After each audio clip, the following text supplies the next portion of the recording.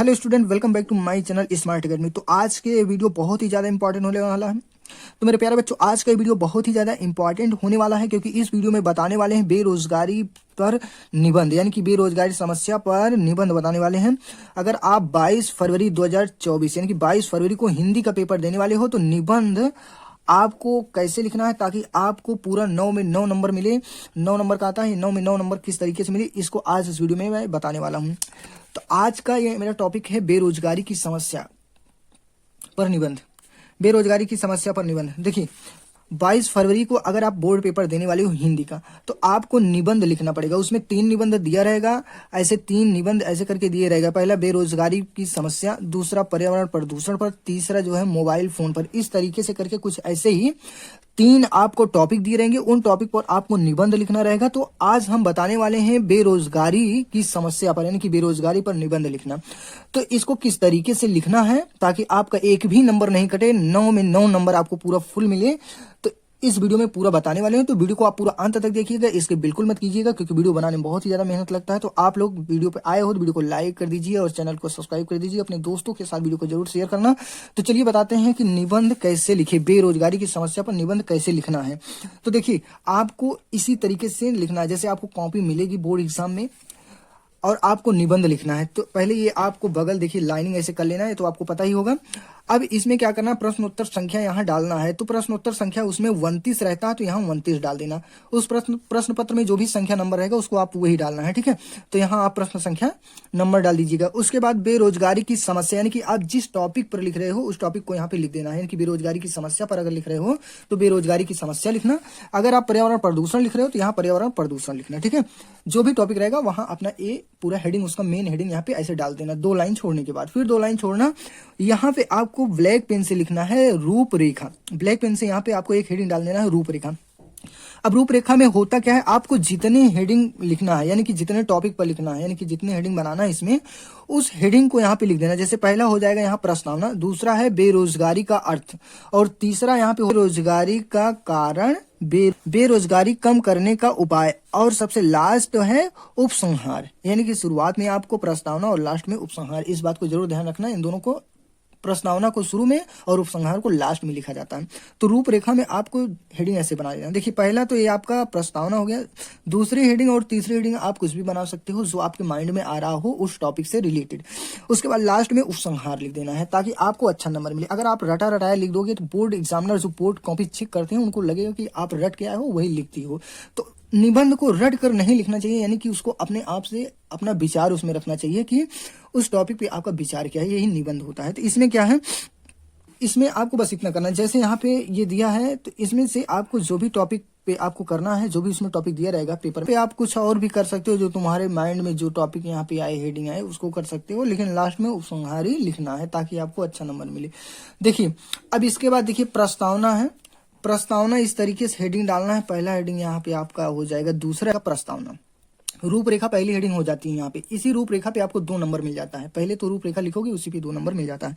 यहाँ पे प्रस्तावना है।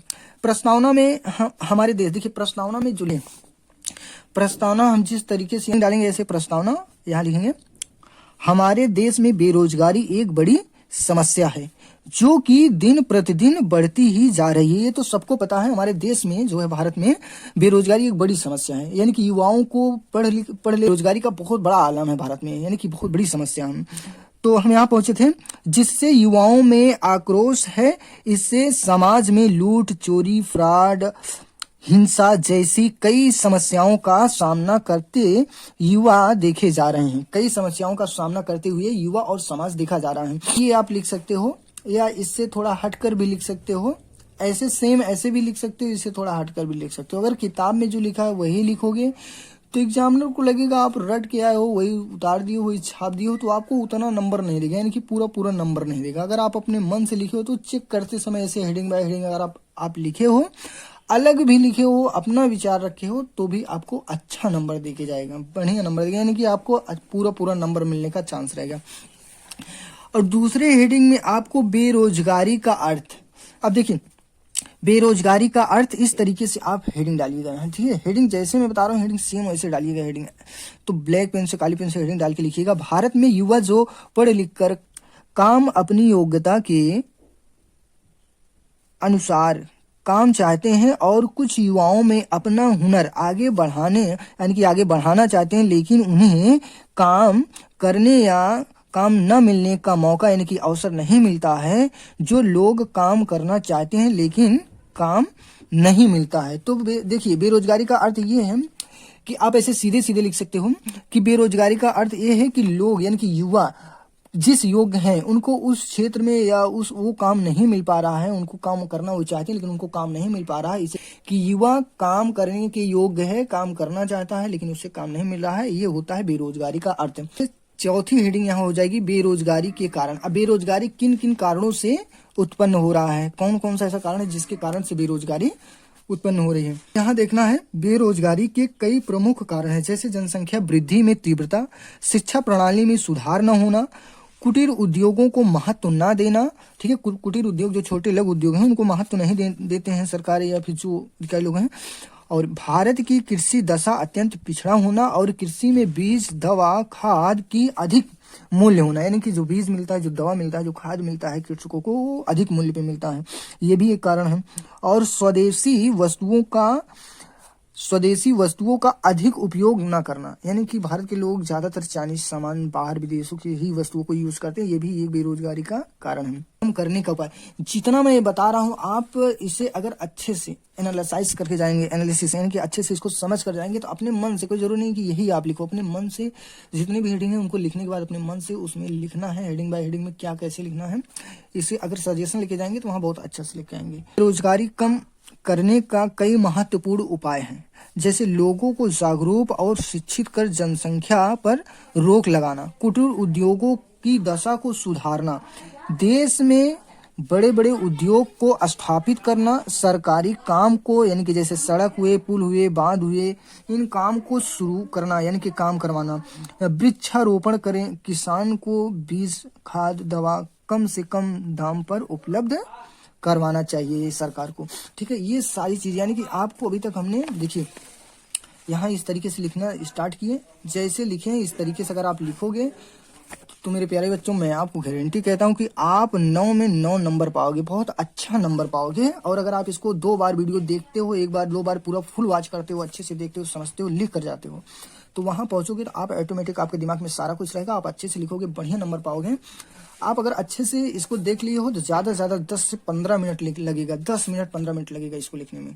तो देखिए यहाँ पे आपको इस तरीके से शेड्यूल बना लेना है, किस तरीके से प्रश्न उत्तर संख्या यहाँ लिखना है, बेरोजगारी समस्या यानी कि जिस टॉपिक पे आप निबंध लिखना चाहते हो उस टॉपिक को यहाँ लिख लेना है।